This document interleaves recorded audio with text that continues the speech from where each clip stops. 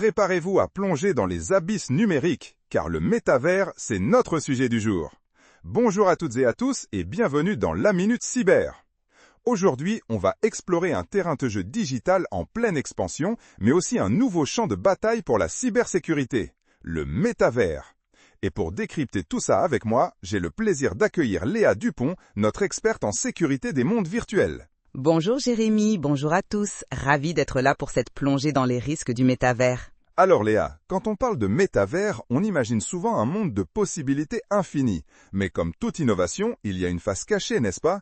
Quels sont les premiers écueils en matière de cybersécurité? Absolument Jérémy. Le premier risque, et non des moindres, c'est le vol d'identité, ou plutôt le détournement d'avatar. Imaginez votre avatar, qui est censé être votre représentation numérique unique, se faire pirater. Vos amis virtuels pourraient se faire arnaquer en votre nom.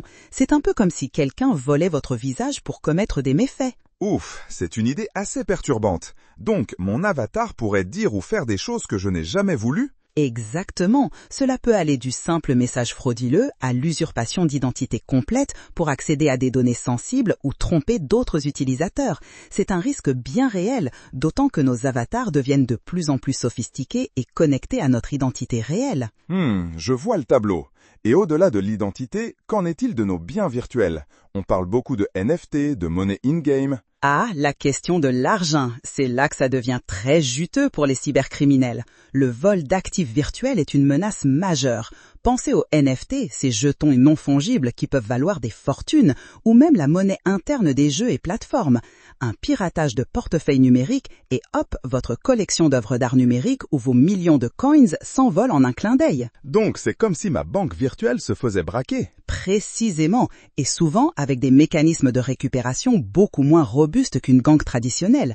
C'est un Far West numérique où l'absence de régulation claire peut rendre le vol quasi irrattrapable. Terrifiant! Et les terrains dans le métavers, on en entend parler, les parcelles virtuelles qui se vendent à prix d'or. Y a-t-il aussi des arnaques liées à ça? Oh oui, les arnaques immobilières virtuelles sont en plein essor. Des escrocs créent des fausses annonces, vendent des terrains qui n'existent pas ou qui appartiennent à d'autres, ou mettent en place des systèmes pyramidaux où les investisseurs finissent par tout perdre. Il faut être très vigilant, c'est un marché encore peu encadré. C'est la même logique que les arnaques au Madoff, mais en version numérique. C'est dingue! Mais ce qui m'inquiète aussi, c'est la question de la vie privée. On est constamment connecté, nos mouvements sont tracés. Qu'en est-il dans le métavers? C'est une préoccupation fondamentale, Jérémy. Le métavers est un aspirateur de données. On parle de données biométriques, vos mouvements, vos expressions faciales via les casques VR, et de données comportementales, ce que vous regardez, où vous allez, avec qui vous interagissez. Toutes ces informations peuvent être collectées, analysées et potentiellement revendues ou utilisées sans votre plein consentement.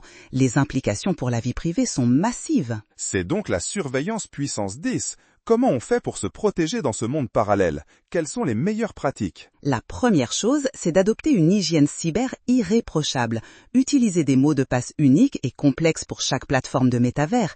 Activez l'authentification à 2 facteurs, 2FA, partout où c'est possible. C'est votre bouclier numéro 1 contre le détournement d'avatar et le vol d'actifs. Donc les bases de la sécurité, mais appliquées au monde virtuel. Et pour les NFT ou la monnaie virtuelle? Pour les actifs, soyez extrêmement prudents avec les liens et les offres trop belles pour être vraies. Utilisez des portefeuilles numériques sécurisés, idéalement des cold wallets si vous avez des actifs de grande valeur. Vérifiez toujours la source et la réputation des plateformes d'échange ou des vendeurs de NFT. Ne cliquez jamais sur des liens suspects envoyés par message privé. On revient au bon vieux ne pas ouvrir les mails de l'oncle du Nigeria, mais version métavers, c'est ça? Exactement, le principe reste le même. Et pour la confidentialité, lisez attentivement les politiques de confidentialité des plateformes avant de vous inscrire. Comprenez quelles données sont collectées et comment elles sont utilisées. Ajustez vos paramètres de confidentialité au maximum pour limiter le partage de vos données personnelles et comportementaux. Soyez conscient que même vos expressions faciales peuvent être tracées. Donc, être un utilisateur averti, c'est la clé. Léa, c'était fascinant et terrifiant à la fois. Merci beaucoup pour toutes ces précieuses informations. Avec plaisir, Jérémy. La prudence est de mise dans ce nouveau monde. Absolument. C'est tout pour cette Minute Cyber spéciale Métavers. J'espère que vous avez maintenant une meilleure idée des enjeux et des moyens de vous protéger.